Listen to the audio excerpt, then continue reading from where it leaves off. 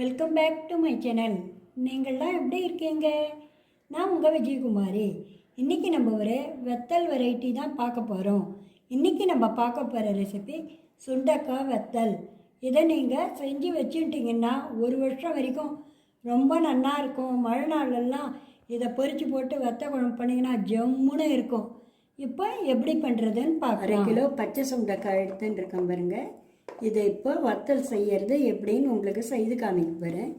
இப்போ இந்த மாதிரி ஒரு துணியை எடுத்து அதில் கொஞ்சம் கொஞ்சமாக இந்த சுண்டக்காவை எடுத்து வச்சுங்க. ஏன்னா கீழே வச்சு இது பண்ணிங்களான்னா உங்களுக்கு ஓடி போயிடும், அது உருண்டு போயிடும். இதை மாதிரி ஒரு ஆணியோ இல்லைன்னா இந்த மாதிரி ஒரு கூழாங்கல்லோ எடுத்துக்கங்க.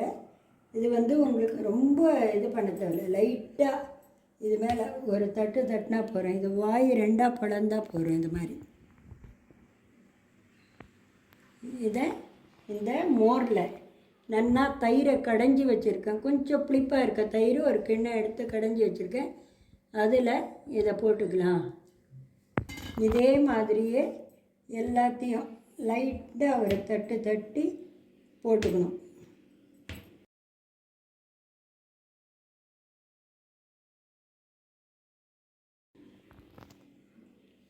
அவ்வளோ நல்லா இருக்குங்க. இதை குழம்புலையும் பொரித்து போட்டு வத்த குழம்பு பண்ணலாம். நீங்கள் சாம்பார் சாதம் ரசம் சாதத்துக்கும் வறுத்து வச்சுட்டு அதை பொரித்து அதை சாப்பிட்டுக்கலாம். சைட் டிஷ்ஷாக தொட்டுண்டு அவ்வளோ நல்லது, உடம்புக்கு நல்லது. வயிற்று புண்ணை நல்லா ஆற்றுங்க. கால்சியம் அதிகம் இருக்குது. இது பாருங்கள், இதெல்லாம் நல்லா இடித்து இந்த மோரில் போட்டாச்சு. இதுக்கு தேவையான உப்பு போட்டுக்கலாம். இதுக்கு குறைவாக தான் உப்பு போடணும். நான் 1/2 ஸ்பூன் போட்டுக்கிறேன். ஏன்னா நான் குழம்புல பொரித்து போட போகிறீங்க, குழம்புலேயும் உப்பு இருக்கும்.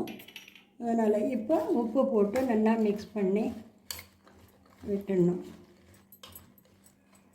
மிக்ஸ் பண்ணிவிட்டு இதை ஒரு தட்டு போட்டு மூடி ராத்திரி எல்லாம் இது ஊற விடணும்.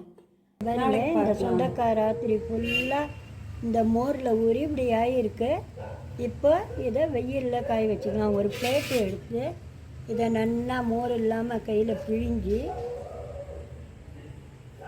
எப்படி காய வச்சுக்கணும். இதே மாதிரி இது சாயங்காலம் வரைக்கும் வெயிலில் காயணும். காய வச்சு திரும்ப இந்த மோர்லேயே போட்டுடணும். ராத்திரியில் அந்த மோர்லேயே ஊறணும். அதை மாதிரி இது எத்தனை நாள் நல்லா கலகலான்னு காயுதோ அது வரைக்கும் ஒரு 3 நாள் 4 நாள் போட்டு நல்லா காய வச்சு எடுத்துக்கணும். இந்த மோரெல்லாம் நல்லா வற்றிடணும். காலையில் காய வைக்கணும், சாயங்காலம் மோரில் போடணும். அது மாதிரி 2-3 நாள் வளர்த்தணும். நீங்கள் வெயில் எவ்வளோ இருக்கோ அதுக்கேற்ற மாதிரி சில டைம் 4 நாள் ஆகும், சில டைம் 3 நாளில் காஞ்சிடும்.